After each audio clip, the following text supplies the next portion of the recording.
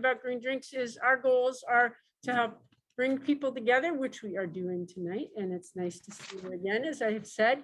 Also to provide a program each time, along with that opportunity to network. And then at the end, we always share community announcements. So if you have something that's appropriate for an environmental community, then we'll give you 1 whole minute and let you go ahead and share that with the community so that we can get you involved in the community. And that's the bottom line in the end. So with that, just a few housekeeping things, I believe. Thank you for your attention to wearing masks the whole time unless you're sipping a drink, and we just can't have food in here, and that's part of making sure we follow the guidelines that Dukes needs to follow, and also for understanding the limited capacity as we go through this time. And then for those of you on Zoom, as we have our presentation this evening, if you turn off your camera, because we are recording it, and then that'll be good for all of us probably.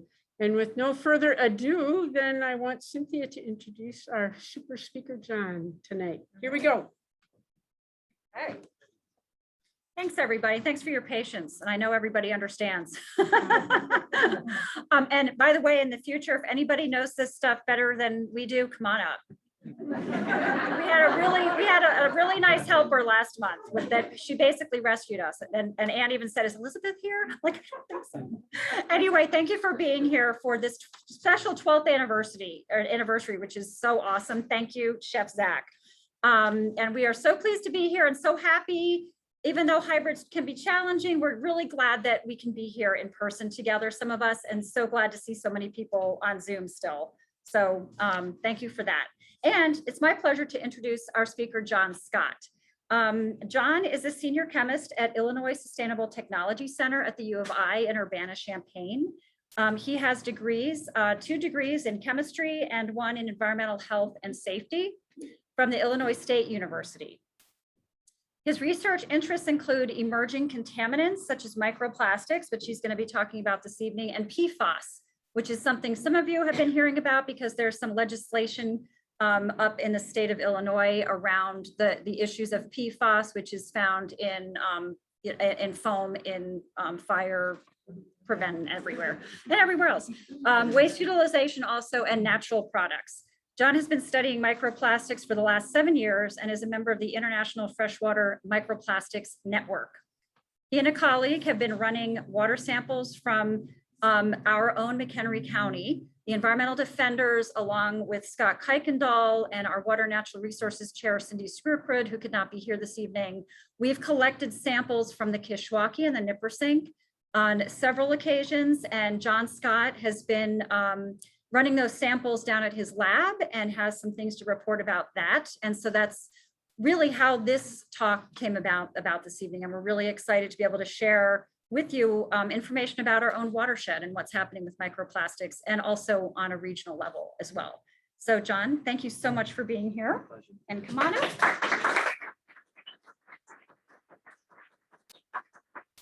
Thank you very much for that great introduction. So yes, my interest is in emerging contaminants, and today we're going to focus on microplastics. I'm going to kind of give you some background, some context to why we're interested in microplastics, and I'm going to show you some of the research that's going on in my group to address this. We're very active in this area. So since the emergence of mass-produced plastics in the 1950s, the global appetite for these materials has been increasing at an extraordinarily high rate. And here on the left, you can see, it's a little hard to see here on the screen, but you can see there's a, back in about 2015, we were producing about 320 million metric tons of plastic every year. Okay, and it's estimated that if we continue down this path, that by the year 2050, we'll be making 1.8 billion metric tons of plastic every year. It's an incredible amount of material. And when you produce as much of this material, you have to ask yourself, well, where is it going, right? Okay, so this study here was done in 2015.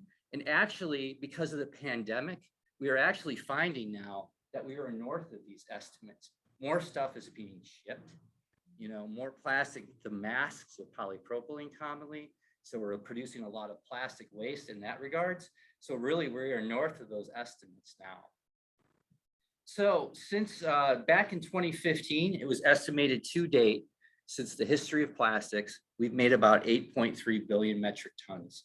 And as a result of that, it's estimated now that we've made about 6.3 billion metric tons of plastic waste. So where does the vast majority of this stuff end up? Well, 79% of it actually ends up in our landfills and our natural environment. And only a small percentage, it's estimated about 9%, is really recycled. So as a result of this, plastic is now ubiquitous in our environment. So let's talk about definitions, okay? And when we say microplastic, we're usually referring to anything that's smaller than 5 millimeters of size. In my mind, it's everything from 1 micron to 5 millimeters. Actually, we're starting to talk about things like nanoplastics and picoplastics, right? Because we're starting to get interested in the smaller and smaller sizes. And that's important because as these things get smaller and smaller, they have a higher potential to cross biological membranes and actually get into your body. Okay, so the size is very important.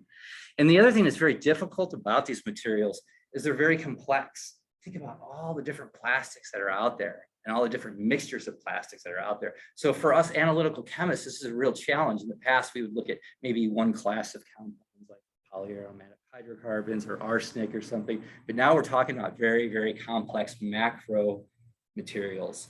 So primary microplastics are the things like the little microbeads that were in all the cosmetics, and nurdles, which are like base materials for larger plastic, and even there's some plastics used in industrial abrasives.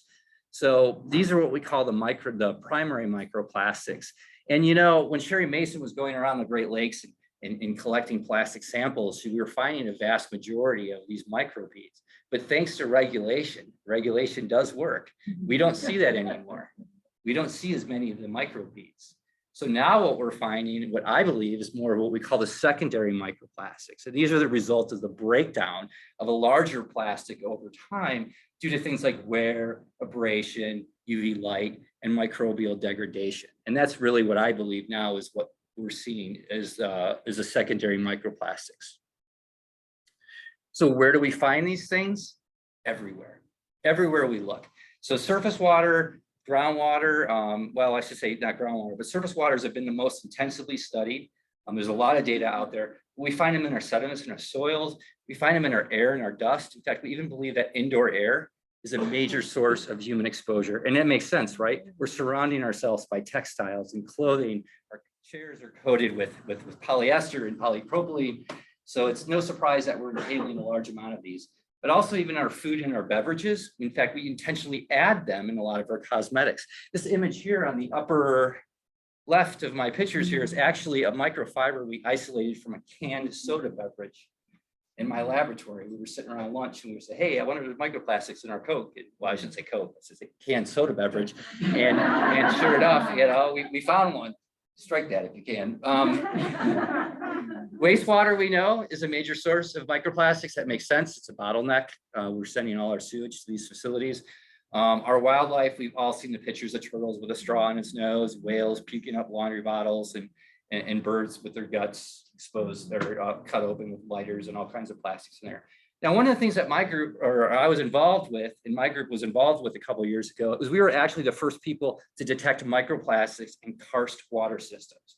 Now, karst water systems are very open, porous systems, but they're very important because about 25% of all the world's population gets their drinking water from a karst system. So we actually studied some up in the DeKalb and the Galena area, and we actually looked at, there's a lot of karst systems along the western side of our state, and they actually go up to Wisconsin as well. We were actually the first ones to report microplastics in these systems. So that was kind of an exciting work that, in fact, our paper in groundwater was the most cited last year on this topic. So we find these things everywhere. Should we be worried? Okay, is there a concern? And the first thing I believe is of major concern is the sheer persistence of plastics. These things have been designed to last forever. And here's some examples, okay, of some materials of how long it takes for them to degrade. In a cigarette butt, a plastic bag, 5 to 20 years. And in my world, that's a long time. But now let's look at things like plastic straws, disposable diapers, even fishing line, up to 600 years to degrade. So I think the sheer fact that these things live forever is a problem. And disposable diapers, that just floored me. A child uses about 7,000 diapers until they're potty trained, right? So our landfills, just think of all the diapers that are going to our landfills every day. Our landfills must be swelling with these things. And these diapers are going to be around longer than 5 times that child's lifespan. So it's just incredible, you know, that it's just ironic that these materials have been designed to last forever, yet are only intended to be used once and thrown away. Okay, so beyond the persistence, we need to talk about all the other stuff that associates with plastics. And we know that there's a great deal of additives. We are adding all kinds of stuff to plastic. And here's some examples, some metals analysis I did on some beach plastics that we found. And you can see this is actually what I believe is a piece of garden hose. 1.4% lead. Don't drink out of your garden hose. Don't let your dog drink out of your garden hose. Please don't, because there could be a lot of lead there. And this, I believe, is a Mardi Gras bead, 1.2% antimony. And that thing was actually loaded with all kinds of metals. But not only metals, we also add a lot of organic compounds, like bisphenol A is very notorious. It's an endocrine disruptor. It influences your hormones in your body. We also add things like phthalates to make PVC, make it very flexible. We add flame retardants. So we know a lot of these compounds are problematic. They're endocrine disrupting. They're potential carcinogens. And it's a lot. We add a lot of these in there, high concentrations. So in addition to additives, I've done a lot of studies where I look at how contaminants absorb the plastics in the environment. You think of them as like little sponges, right? So we did a study where we took plastics and we put them in a lake. We would come out and pull them out at certain times and look at what was absorbed to them. We've seen all kinds of stuff, polyaromatic hydrocarbons, which are carcinogens, PCBs, polychlorinated biphenyls. We find heavy metals. I've even found algal toxins, pharmaceuticals, personal care products. So the point is anything that's nearby these guys, it will concentrate them. And then something can come along, a fish can eat them. And then those contaminants will become bioavailable in the gut of an organism. Because the gut of an organism is a very aggressive condition, it'll readily extract them. So these things are potentially chemical vectors. But let's also talk about biological vectors. So my colleagues at Loyola, they do a lot of work. They look at the microbes that absorb to the plastics in the environment. Imagine a piece of plastic going to a wastewater treatment plant, right? What we find is that, you know, all these pathogens stuff could potentially absorb to them, and they actually become more resistant to the disinfection process. And then they are directly discharged to the environment. So it's kind of like a life draft for these little guys in these systems. And what we find is the diversity of the microbes that attach to the plastic are much different than the diversity of the microbes in the soils and the waters around them. So they're like breeding exotic bacteria, if you will. So the other thing that I completed a study a couple of years ago, and I need to plug PFAS, because that's the other thing that I do a lot of work with. And these are these organic fluorine compounds that people are very interested in.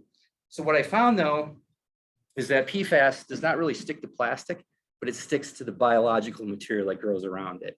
So it's a lot more complex than just plastic, you know, chemicals. It's also, you have the biological component. And even the biofilms and the microbes that grow on these things change how they move the environment. Something that would normally float, like polyethylene, as it's a biofilm on it, it could potentially sink. So there's a lot of interesting, and it makes it much more complex, and that's what keeps me up late at night, thinking about these things. Okay. I'm good. Thanks. So how did I get into this? About 7 years ago, my colleagues at Loyola, Chicago, they called me up and said, oh, we're finding all this plastic in our water and our biosolids. And I have this unique capability where I can actually tell them what types of plastics they are. It's called pyrolysis, GCS. That's how I got roped into this about 6 or 7 years ago. But since then, we've really blossomed in all kinds of areas. I've looked at additives and contaminants in plastics. In fact, my group and my colleagues in the United Kingdom, we actually found rare earth elements in plastic, which is amazing. We just published that in the beginning of this year. I think we're the first people to ever actually go and look for these things. And we believe it has to do with mismanagement of recycling, because electronic waste has a lot of rare earth elements. So we think that somehow they're finding their way back into these systems. Nobody wants to put lead in a child's sippy cup, but it gets in there through mismanagement of recycling. So don't stop recycling, you know, but we need to really manage it well. But also we do a lot of, we're very interested in how these things move through the environment, their ultimate fate, and even how they weather. I'm going to show you something later on about some studies that we're doing where we're looking at how they break down over time, which is important. And then also we do a lot of work with developing even methods to analyze these things, which is the Wild West right now. We really need to get a good way and a standardized method to analyze microplastics. And then obviously we do lots of studies where we just get environmental samples and look and see what we report with the methods we develop, such as the work that we've done with environmental defenders and in this group here as well. Yes, actually, let me get a shot of those microplastics. No, I'm sure there's probably not microplastics in here. Actually, I need to take a sample back. Yeah. It's been a long day. Okay. So back in 2015, NOAA, they published a great method for analysis of microplastics. And this is where we started because we know that there's a lot of issues out there and everybody needs to get on the same page. And we looked at this and we said, well, this is actually pretty good. And this is what we're going to use as a primer for the methods that we developed. But you're going to see why I'm going to focus on these 2 points. But one of the first things they do in the method is they select a fraction, and we call that 0.3 millimeters. That's 300 micron, okay? So we thought that we could do better in this part, and we did. And I'm going to show you the significance of that. But the other thing too is this method that NOAA was using, they also used a sodium chloride solution. And the only importance of that is that sodium chloride will only get you a density of 1.2. But there's a lot of plastic out there that's heavier than that. So we've actually done a lot of work on this density separation. And we've actually improved this step too. So we're taking into account a lot more plastics because we believe a lot of the data out there isn't taking into account things like PVC and polyester. So I'll show you that in a minute, but that's the 2 areas that we focused on in our method development, if you will. Size is so important, okay? So if you were doing the NOAA method, you would be missing anything less than 300 micrometer. And what we're finding, and if you look in this fraction here, this says 5 to 200 micrometer, it's actually the highest. And what we see is that you go down in particle size, the occurrence goes up. And that makes perfect sense, right? All plastic, it's breaking down to a smaller and smaller size. So we need to strive to get down to the lowest size that we can see. And right now, my method, I tell people 20 by 20 micron. That's where we're at. We're trying to push it. But that's where we're at right now. And this is data from Missouri. In fact, the Arch, I think, was one of the highest samples. Kansas City Riverfront was the second, I think. I may have got them flipped, but you get the point. Density is important, okay? So if you follow the closest thing to a standard method in the past, you're only going to be density 1.2, which is great for things like polypropylene, polyethylene.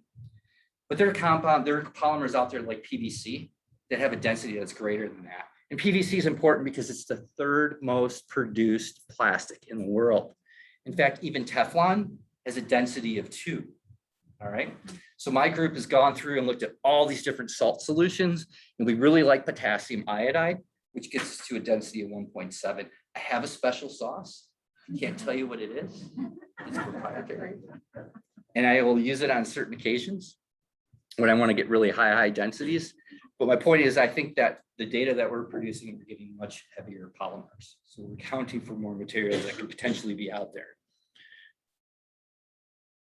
And this becomes really important when we talk about sediments, because really that's where a lot of the stuff is finally ending up. So the heavier stuff will be down in the sediments as opposed to the water column. Okay, so yeah, right now this is where we're at. We actually we call this the modified NOAA method, but currently we get 20 by 20 micron, and we currently have a nice density limit about 1.8 to 2.3. So now I need to beat my chest. The way we've been reporting microplast data to this date is all wrong. If you look in the literature, if you read a paper maybe in who's reporting? Everybody's reporting on microplastics. Give me an example if somebody has reported on it recently. Thank you. I'm willing to bet you that when they were talking about their water samples or whatever, they were saying 100 particles per liter, or maybe 5 particles per fish. That's a meaningless unit. That means nothing. We can't do anything with that number. And the other thing is, by the time we take that water sample and we go back to the lab and we do all of our magic, that, you know, you might have a 1 particle in the environment that's 500 micrometers, but by the time we're done, we might have broken that particle down to 10, 50 micrometer particles. So all that data isn't good. We can't do anything with it. Toxicologists can't work with it. The modelers can't work with it. We can't even compare a site to site. So it's really, we need a revolution in the way that we express these things. So our approach is we try to estimate the mass. And the people that work for me hate me because I make them do detailed measurements, 2-dimensional measurements of every piece of plastic they find. Okay? We can't do the 3rd dimension because, you know, there's no way that with the mic, there is a way, there's several ways, but they'll just take forever and they'll cost, you know, an extraordinary amount of money. But we estimate the mass based on the 2 dimensions that we measure. And we not only tell you the parts of, well, I normally don't even tell people the number of plastic, I tell them the mass of plastic. You have 2 micrograms of plastic per liter of water. You have 20 and so on. And that's a unit we can use. That's something that we're familiar with. We talk about all contaminants, that's the we use. So we think that right now this is the best approach. Is it perfect? No. I believe that what I'm giving you is a lower bounds. I'm telling you that this is the minimum amount. And likely it's higher than that. But right now, with what I have in front of me, this is the best that I can do. We think this is very important. In fact, somebody beat me to the punch. I was going to write an opinion paper, but someone actually recently, about a month or 2 ago, came out in EST and wrote something very similar. But part of this international network that I'm part of, we've all agreed that for now on, this is what we're doing. This is how we're going to report it. And when we review papers, we attack people that write paper. I shouldn't say attack.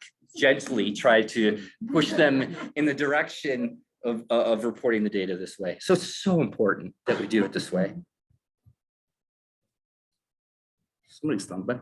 Okay, so let's talk about, let me show you, I've actually told you this, but let me show you a great example of this. And this is some of the data from McHenry County samples that we've analyzed. And that's on the left, and the Tennessee samples that from another project we were working on are here on the right. And I know it's a little hard to see, but you can see the McHenry County samples. We're talking 200 to 250 microplastics per liter, the particles per liter, okay? When we look at these Tennessee samples, we're talking 18, 15, 16 particles per liter. If you were to look at that, you would say, holy cow, McHenry samples is the worst in the world I've ever seen. You know, it's super high. But now let's look at the mass. When we use our approach to mass estimates, they're actually extremely similar. So that means that the plastics that we found in your sample were all much smaller. Okay, but it doesn't mean that originally in the environment, they were smaller, because they could have been older, they could have been weathered, and by the time we did our magic, we could have broken them down. But that's the significance of that. It's very important that we look at it in terms of mass and not number. How am I doing on time? Anybody timing? Oh, perfect, 25 minutes, okay. The other thing we wanted to do with these the Fox River and the Nipper Sink and Kishwaukee, right? Did I say it right? Sorry, I'm not from here, or I am from here, but I don't live here anymore. But one of the things that we wanted to do is look at how these change over time. Because even last year, some colleagues of mine in the UK had published a paper where they intensively sampled a couple of the streams, and they found that it varied a magnitude of, I think it's 8,000. Let me look at it. No, I'm sorry, 8 magnitudes of variation, but they were doing particles per liter. So I'm very skeptical of their data. So I wanted to look and see how these things change over time, because it makes sense. Imagine there's a rain event, right? So then all of a sudden what we're doing is we're washing all the plastic pollution from the landscape into our surface waters, right? So that can essentially influence that. On the other side too, it could also add a lot of water and then dilute the water body as well. So that could be conflicting to that. But also, you know, in the dry season, you know, the water might concentrate and the plastics might stay. So there's a lot of competing factors, but the point is that these things can really vary over time. I believe more so than a lot of the dissolved chemicals that we look at. So we looked at McHenry County samples on October of 2020 and around January 2021. And right here, you can see the dip, actually 14 micrograms per liter.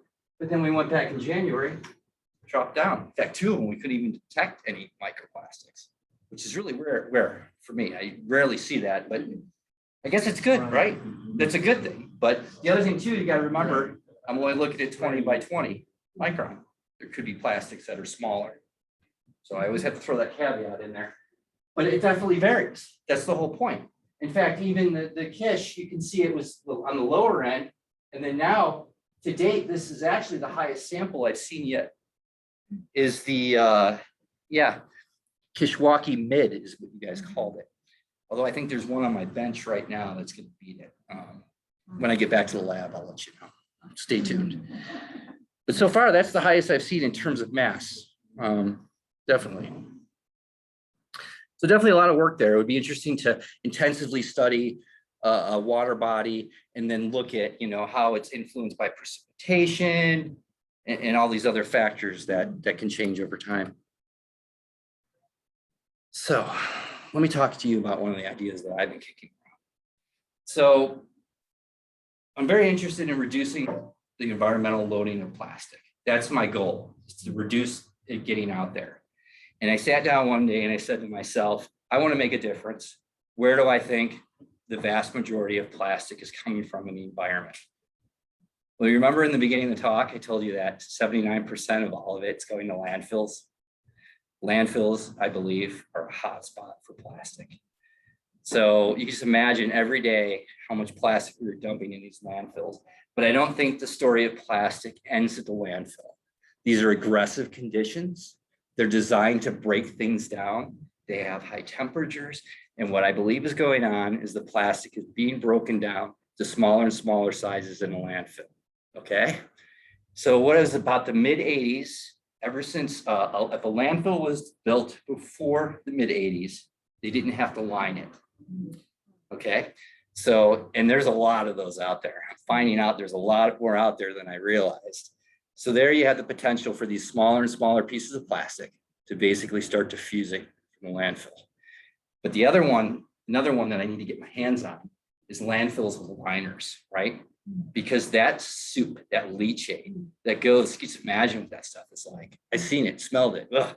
But anyways, the stuff that comes out of the bottom of the landfill, it's typically sent to a wastewater treatment plant. Okay, that's typical. But a wastewater treatment plant is not designed to treat plastic. Okay, so when it gets to the wastewater treatment plant, it has 2 options, right? Because there's no plastic ferry that comes and hauls it away. One option is to be directly discharged to the environment, to the effluent. And we know it's about 90, or I'm sorry, not 99, it's about 1%. If that's even a high number, is actually directly discharged. The vast majority of the plastic that goes into a wastewater treatment plant actually goes into what we call the biosolids, which is the sewage sludge. Okay. What do we do with that sewage sludge? About 53% of it, we land apply it. Then all of a sudden, we're taking this material loaded with plastic, we're adding it to our agricultural fields, where then it has the chance to run off into the surface water, get into the groundwater, or it'll get locked up in the soil and then potentially be taken up by our agricultural crops. Okay. So these are the systems that we're, in fact, I have funding right now. We started this project to look at, we're trying to do a mass balance. We're looking at how much of microplastics is in the leachate, how much is in the influent, how much is in the wastewater effluent, and the biosolids. We're trying to get a handle on this. And this is significant because if my hypothesis is correct, I can treat landfill leachate. This is a manageable volume.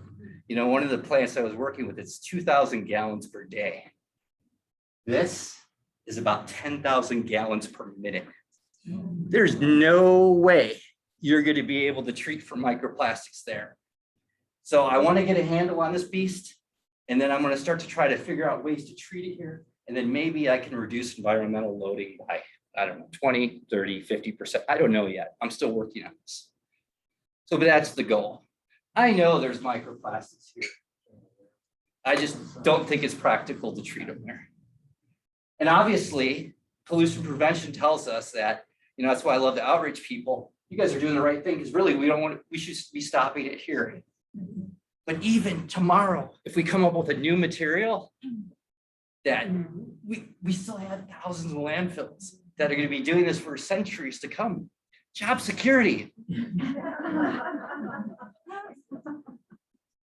Crazy system. We never solve the environmental problem. We just move it from one compartment to the next.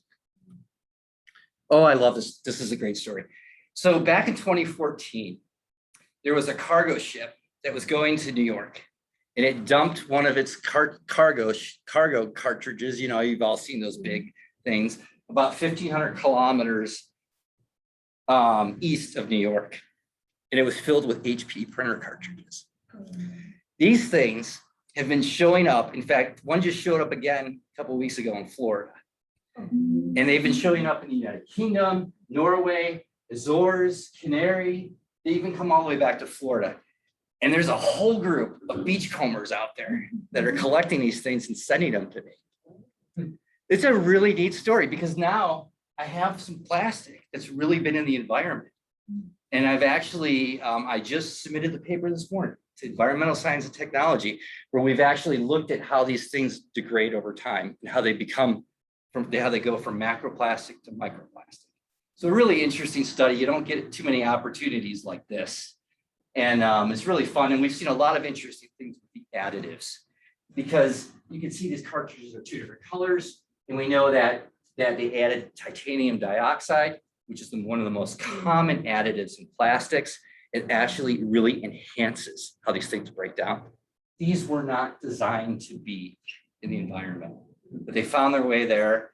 And because of that, we see some very interesting things in how they break down. And the cool thing is I went to the surplus on campus, and they thought I was crazy. I was tearing apart all their old printers. And I actually found a cartridge that matched. That was from the same date. I mean, I wish you could see the photo. We could even see the lot numbers on these things. So it's pretty cool. And I get beach plastic and stuff that the beachcombers are finding all the time. If you go to my office, you just see Legos. I have Legos that are from the 1950s that are still showing up. So it's really, really interesting. I just had to plug that. And the last thing is the nanoscale. Is that my group is really starting, now that we have this method for microplastics, we're going to start looking at nanoplastics. We pitched a project to the Missouri Foundation for Health. We did it a couple months ago. We want to look at nanoplastics in drinking water, because that's where we think we're going to see it. These guys came to us and said, hey, we want you to do a microplastic study in drinking water. And I said, no, I don't want to do that, because I don't think you're going to find it. But then I said, but if you want to look at nanoplastics, I'm your man. So I have some ideas. This is where I'm starting. It's just a technique called fluorescence. I'm going to apply what I already know, what I've already done, but I'm sure it's going to evolve from there. So, but I think it's important that we get down to smaller and smaller and smaller sizes. So 35 minutes. I'm sorry, I went 5 over, but I appreciate it for this invite. And I guess I will be happy to take any questions. I will have to repeat your questions, but please. So my buddy Jim made me do some homework before we came. Oh boy. There's this high school kid in Ireland that lived by a beach. Yep. Just polluted with plastics. Mhm. And he happened to notice that there was oil. Yes. That would attract the plastic. Yes. So he eventually came up with this idea to put iron oxide or iron, something.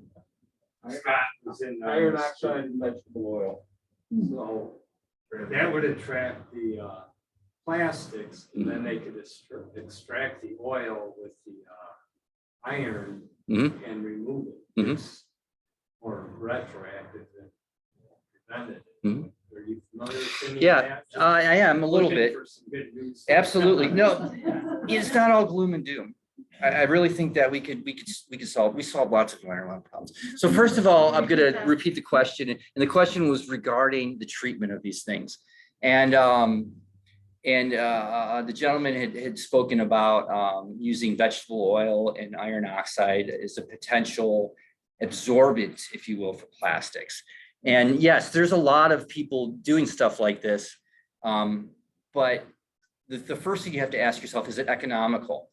Look how big the ocean is, how much iron and oil. And I don't really think it's a good idea to start adding a bunch of iron and oil to the ocean to try to clean it all up. And I don't mean to belittle. It's just an incredible daunting task to treat what's already out there in the environment. I don't think that honestly you're going to find any. I hope somebody prove me wrong, please. But I don't think you're going to find an economical and feasible way to do it. I mean, that's why I'm so focused on just source reduction right now. It's just turning the tap off, right? When my basement flooded, that's the first thing I did was, well, first I threw the cat in there to make sure that, nothing was energized. And then I jumped in and closed the faucet where it was leaking, but, sorry. Did I answer your question? Yeah, but there's a lot of this. Yeah. Trying to clean up. Yeah. Yeah, I don't think it's possible. I really don't. I mean, I wish someone would prove me out. Actually, when I was at MIT a couple Novembers ago, there was a guy, brilliant idea. He built a yacht that went around and would suck up the plastic and convert it to oil. I don't know where he's at now. I bet he's on the Caymans. He's just cruising around on his yacht and he got funding for it. Why did I think of that? Very skeptical. And the other thing too is the size too. Like I said, I think that really we need to start thinking about it smaller and smaller size, and it's going to be harder and harder to treat. So here I've gone off on a complete tangent. I hope I answered your question. Yeah. Okay, anybody else? Please, I like questions. Yes. Yes. I do have ideas, but I really need to get wrap my head around what the beast is, right? I'd like to know what the sizes of the stuff that are coming out of the landfill. I'd like to know what the materials that are coming out of the landfill. So before I can really start to implement ideas, I really need to understand, and I need to see if it's even worthwhile, right? If it's not that really, if my whole idea is bad and it's not really worth it, then back to the drawing board. But I was thinking about ways to centrifuge. I have a physics guy that works for me, modeler, that we've been working on ways to, try to direct flows so we can concentrate the plastics in one side and, get the cleaner water stream on the other side. But the other thing I think that might happen is that if I start treating this, I think I might start treating a lot of other contaminants as well, like perfluoroalkylate substances and PCBs and pharmaceuticals and personal care products, because remember, those things like to stick to plastic. So I might be able to start knocking out other things as well. We'll see. Yes, please. So, go on. go ahead. I forgot to ask to repeat her question. Oh. And her question was, she was asking the treatment. What were my ideas for treatment? And I'm still working on that. I need to characterize it. I'm sorry, Scott. So I'm going to go back to doom and gloom, I guess. Oh, boy. So, you were talking about how the volume of plastic production has increased. Oh, yeah. Unfortunately, we're not reducing the amount of plastics that are being processed. The plastics industry is ready to just absolutely expand exponentially. So we're going in the wrong direction. Yes. And we need to have some type of data to provide an argument as to why things should be regulated. Plastics themselves can actually be a good thing. Oh, yeah. If it's designed to be recaptured, reused, and at the same level. And so, necessity is the mother of invention, and until the plastics industry has to do that, they're not going to do that. You're So, right. as far as like developing data that we can then take, to Congress and say we need to do something, I guess, can you talk about where we are, what we need to do in order to get that data to make a compelling argument to create regulations that will actually make a difference? Okay, so the question is related to that we're actually going the wrong direction. We're producing more plastic. We know that. And what kind of data do we need to help guide regulation? Easy question. Man. I need another beer. Well, definitely documentation of what we're finding in the environment. You're right. I mean, if we can go and say that the vast majority of stuff we're finding is polyethylene, then maybe we should be focusing on polyethylene, right? So that would be helpful. I definitely think finding the major point sources is important because we could say, you know, if it's a landfill, then maybe we can regulate landfill and regulate landfill leachate. The most important is the consumers. You know, they have the pollution prevention hierarchy, and at the very top is source reduction. If we can get people to stop demanding this stuff, because I think that we will make a major dent in it, right? If we can just make people realize and think about, you know, all the plastic around, where does it go, you know, instead of just throwing it away. I think that would be really helpful. But then even I think we need to tackle it at all those stages. We need innovations in recycling. We need innovations in reusing. You know, bring the milk man back, or the milk woman. I'm sorry. Or yeah. Yes, thank you. Sorry, I'm thinking on the fly here. But even, you know, waste to energy. You know, I'm not a big fan of it. I have a lot of colleagues that do plastic to oil. And I'm very skeptical, but I'm interested in it because even if I treat microplastics in the leachate, what am I going to do with it after I treat it? Am I going to put it back in a landfill, or there's just repeats the process again?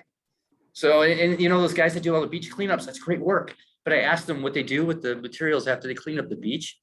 Oh, we just throw it away, or we try to recycle it. And in fact, what I'm finding is a lot of stuff they're picking up on the beach, you can't even legally bury in the ground because of a lot of it's electronic waste, and it has heavy metals, and it has, you know, brominated high bromine. Boy, I've really got off on a tangent because I didn't want to answer your question. And I should have told you that. I'm enjoying your diatribe. But so my point is that I think really we need to address it all. And then if we start to stop demanding it, then hopefully, you know, that'll stimulate maybe somebody to come up with a new material, which I think is going to be extremely difficult, but very important. We have a question from a Oh. Zoom guest. Please. We have a Zoom question from Eberhard. Eberhard, you are unmuted. Hello, Everhart. Well, thank you for the presentation. That was very good, but what it is we're basically we're saying all the stuff that's there, and what we need is then action to stop it from being there. Yes. And I think that one of the first things is all single-use consumer plastic should just be outlawed, period. You cannot count on people that they will reduce significantly. That's a small portion of the people. I had colleagues in California when they outlawed the thin plastic bags and got the thick ones. They were paying their 10 cents and they were throwing it afterwards in the garbage. It's unbelievable. And those were fairly intelligent people. Yeah, but that was one thing. But the other question is, all the plastics that maybe there's not a good solution, like fishing nets and stuff like this. Have you looked in PHA, which PHA is a biodegradable plastic, 6 months in ocean environment? And I think that at least if you have a plastic that's truly biodegradable within a relatively reasonable amount of time, you can eat PHA. Yeah, I've seen some of that. In fact, we were discussing that earlier. So, yes, please. I'm sorry. The first question I got a little, okay. The first question was about banning of single-use plastic. I don't know if I saw a question in there, but I think that was more of a comment, but I agree with you. That's a great place to start. And right. But I mean, as your second question, you're talking about environmentally friendly plastics. And the I always get PHA. Thank you. That one, are you sure it breaks down completely? Because the polymer industry used to say, by definition, if something was biodegradable, it would break down to smaller than what you can see. And well, that's not a good definition. No, but the PHA is actually some microbes use it I've seen it too. as their energy resource. So they assimilate, like we do ADP or whatever in our bodies. And the studies that I have seen on PHA is that 6 months in in the ocean environment, because the stuff that's corn based, Yeah, as far as I know, they say it's compostable, yeah, but only in industrial composting. Otherwise, if you throw it in the ocean, it behaves like all the other stuff. yeah. No, I'm not familiar with this polymer in depth because I focus on what I find in the environment. And this is something I'm not finding in the environment, and that's a good thing, right? So, but I mean, honestly, when it comes to material science, that's not my expertise. And I would have to look into it more. In God I trust, but everybody else show me the data. So I would need to look into it. I hope to God, I'm sorry, I really have a hard time answering that one. But yes, No, there's it's okay. If you're Yeah. not familiar with it, if you're not finding it, it's a good thing, but it's not, it's used in the thousands or millions of tons, but Yeah. it's still a super small fraction, yeah. as compared to the other, and it has similar properties than polypropylene.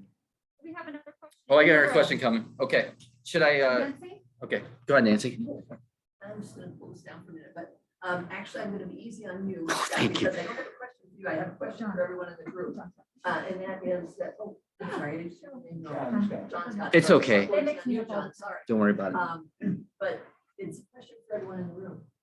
And I would just like to, we're a small group, I realize that, but, small events can ripple out and make big differences. How many of us belong to a group, maybe your church, maybe your child's sports team, maybe whatever group you can think of that you belong to, that's still using plastic bottles, for instance? And could you try to make a little difference, just, by convincing that group to no longer use plastic bottles? I was able to accomplish this with the Illinois Audubon Society, that for all the field trips they used to do, they would bring bunches and bunches of plastic bottles with water for everyone. Finally convinced that no, everyone has their own drinking containers. Just bring water in big coolers and everyone can fill their bottles. So we can all make little differences that way with every group that you belong to. It doesn't take too much convincing. So I would just like to urge everyone to take those small steps.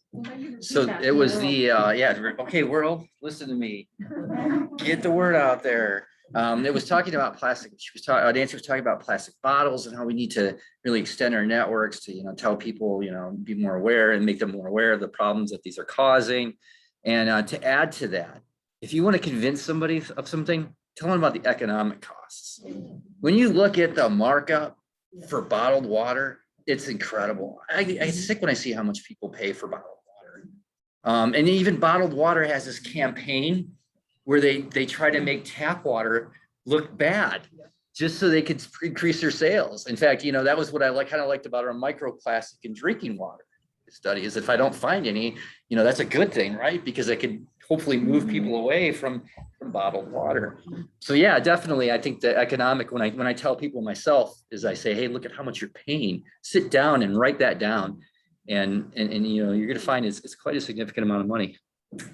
Scott, I'd like to then I'll get you next. dovetail on that real quick. Every municipality has to do a water quality report every year, showing the analysis of the water. The bottled water doesn't provide that data.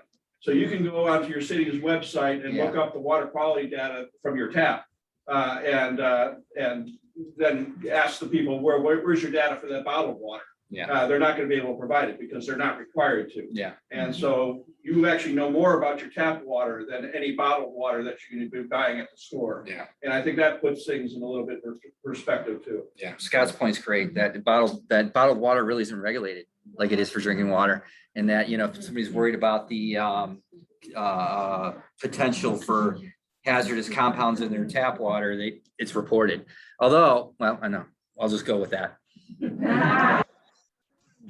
I'll be back. I was just gonna follow up on that. Your point about how some bottled water is very, very expensive and you're paying you're overpaying. What I see are people walking out of grocery stores with those huge packs of the very thin, not reduce the amount of plastic they use.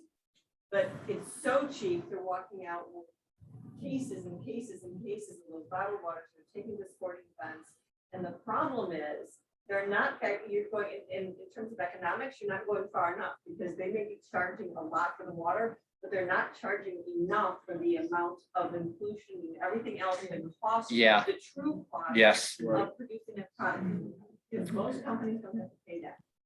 We pay that. They Yes. get the profits, we pay for the cleanup, Yes. and we don't get it. So the comment had to reveal about the hidden costs Right. that we are not realizing, and with not only bottled water, but all plastic. That really there's a long-term cost that, you know, when this stuff is coming from landfills and it's filling up landfills, that really in the end, we're probably ending up upside down by saving them, you know. Yeah. John, we have time for one last question, which is on Zoom. Okay. Gigi, our director of our schools program. A director. Yes. Gigi Carlson is up next with a question. Gigi, fire away. Well, first you need to let go of the director fear. I'm new at this, and we're an environmental education group, and we are working primarily with pre-K through 8th grade as we are coming out of the pandemic and trying to get back in there. But I have school age children who are interested in, you know, increasing the amount of recycling going on at their school. Plastic primarily is what they're looking to involve themselves in. So what I'm looking for is like, do you have 3 top ideas I could share that would, you know, I can zip around and change around for different age levels to make it comprehensible. I would create a visual to go with it to put by where they're going to recycle their plastic inside their schools, because that's primarily where they would get their education, is through their classroom teachers and through our programs. Yes. Okay. If I don't have it, I tell you what, offline, shoot me an email. I Okay. definitely can hook you up with the right people. Okay. So no problem there. One thing I like to do though, when I talk to kids, is I like to show a picture of a fish with a bunch of plastic in its gut. And then I like them to tell me a story about how it got there. And then it's really interesting to see, you know, or maybe show them a bottle and a fish. And so then they start to really think about, wow, all this plastic around me that I'm using and throwing away, where is it going? So that's my initial one. Well, and I like that because that's kind of that cross-cutting phenomena approach where you don't give them the answers, but let them speculate as to how it got there. Exactly. So that's one of my faves, but I'll give you some more later at a price. Right, sounds great. Thank you. And you know, one thing I do want to say before I get cut off here, you'll probably give me the hook here in a second, but you know, I go to a lot of these emerging contaminant conferences, and the physical sciences are really well represented. We have geologists, we have physicists, we have chemists, but the thing that we're lacking is the social sciences people.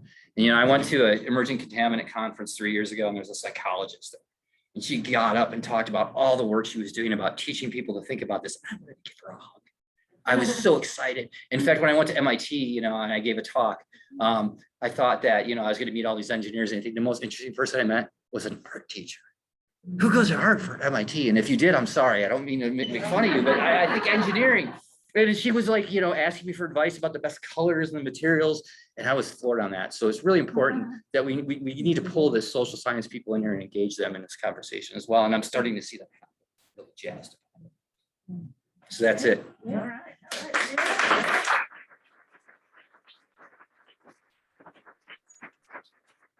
Thank you very much, Scott. That was Yeah. great. Yes, John, thank you very much, and hope you all learned some new things this evening regarding our Yeah, John, plastics sorry. and whatnot. And John could hear all the thanks as well. So this is the time when if you'd like to share something that's going on, and I think, Ann, what we should do is get some hands up here, do here and then Zoom and then back again. How's that? So we'll start with one announcement here, then we'll get one off for you guys. And yeah, Come on I up, would yeah, come up and face if you can. Those of you on Zoom, raise your hand if you have announcements. Yep. Okay, last month, Pat Dekoff asked you to contact your senators, asking them to put a price on carbon. This month, we're asking you to contact your representative. And I'm going to pass out these slips, and down at the bottom, there's a code. All you have to do is use your telephone to scan it. And Pat's going to put cclusa.org/house on chat, on Zoom, for those of you at home, so you can use that. Great, excellent. Thank you so much. That's great. Thank you. Yeah. We got one in there on Zoom. No, I don't have anything on Oh, Zoom, no hands raised. Okay, Scott's next. Come on up, Scott. Yeah. Very No funny. falling, okay. So, hello, everybody. My name is Scott Kuykendall. I'm the Water Resources Specialist for the McHenry County Department of Planning and Development. And as many of you know, we've been working on a project for the past 2 years, developing a water resources action plan for the county. We now have the final version. It's a professionally published version. It's now online. So it's the Water Resources Action Plan, and it really identifies the water resources in the county. It tells you where our water comes from. It tells you what the threats to our water are, and then it provides best management practices to address those threats. So this is intended to be a very user-friendly document. We've got it online, and it's bookmarked, so you can easily find your way to the most interesting topics for you. So for instance, at the beginning of the presentation, John was talking about PFAS. We've got a whole chapter on PFAS, and it's PFAS as it relates to us in this county. So we just have a lot of information in there. So it's at McHenryH2O.com, McHenryH2O.com. And you'll find the link there, and please go visit it and use it, and contact me with any questions. So once again, my name is Scott Kuykendall, and you go to McHenryH2O.com and take a look at that, and you'll have my email address there as well. So we spent 2 years on this, and it's the final product really is amazing. So it's your product out there, so use it. Thank you very much, guys. Thank you for that. Still no hands on Zoom. Okay, all right, way in the back there, Marty's gonna come on up. I think she's representing the food shed tonight, just to get you ready and hungry, everybody. Here she is. Hi, I'm Marty Gorman. I'm here repping the food shed. Do we have any owners here tonight? Yay! Well, we have an owner meeting coming up on Thursday the 9th. It will be hybrid. So if you wish not to come in person at MCC, we will also be Zooming it. Whoops. So that will be around 7 o'clock, I do believe, but you should be getting emails with that. For those of you that are not familiar with the food shed, it is a community grocery store, a co-op that we are opening up, hopefully in about a year and a month in 2022 on Route 14 in Woodstock. I have more information for you if you'd like it. And then the third and final thing is those of you that are owners, we are in the middle of our community investment campaign right now. In order to get the doors open, we need to have moolah. And obviously it comes from us because it is our grocery store. So if you get a phone call, please listen, please do what you can, and hopefully see you in about a year as the doors open up. Okay, thank you. All right, Nancy, come on up. And if you didn't know, the doors will be opening up on Route 14 outside of Woodstock. Nancy, are you ready? Oh, sorry. Oops, I didn't realize. Nancy's got an announcement for us. Yeah, your hand is up, right? Okay. Yeah, Nancy Sheetsell with the Environmental Defenders of McHenry County, speaking on behalf of the fundraising committee. We have our giant book sale that we're getting ready for again this year. Last year, of course, we didn't have this because of COVID, and Lake Forest Library, where we get all of our books, didn't even collect books last year because of COVID. But this year, yes, the books are arriving on the 19th of this month, this month, since this is September 1st. We would love for y'all to help and come help us unload the books that evening. And then also we've got a week to prepare the sale and get them all the books spread out on the tables in the Algonquin Township Road District Garage, and 2 weeks of the sale. So I'd love to encourage you to come buy the books. They're fantastic, gorgeous books that have been donated to the Lake Forest Library by wealthy people in Lake Forest. They're not library books. They are fancy, nice books. So I'd like to encourage you to do that. But also, if you are Defenders members, in your e-news that Destiny sent out today, there's an opportunity to sign up to help volunteer. And we'll hope you'll maybe sign up for 2 or 3 different days, helping with the unloading of the books, and then maybe helping getting the sale prepared, as well as maybe acting as a cashier one of the days. So again, the sale starts on the 25th, 5th. I think that's a Saturday. And that is going to be a little bit, the hours are going to be a little bit different just because the township has a special recycling drive that day. So, watch for that. But the rest of the time, then, oh, well, I should mention the 24th, evening of 24th. If you're a Defenders member, you'll be invited to a special first night opportunity to buy those books. So yeah, please check that out and sign up. Thanks. That's good, yeah. And no hands here, so Carol's gonna come up and talk, but if you need a great way to burn off some calories, it's really fun to go and unload the books. So don't forget, we have a great time. Come on up. Hi, Carol Larson, and I'm representing the Woodstock Professional Business Women Organization. And they have this weekend a free event. And what it is the Autumn Art Tour. And you can pick up a map at Material Things, which is a place on the square. Also, they are in conjunction with the produce market that's going on that day, and they will have maps available. And you get in your car and you drive to the various pottery makers, artists that are within the community, let's say about no more than 8 miles away. And so it's free. And it supports scholarships within the community in Woodstock. Okay.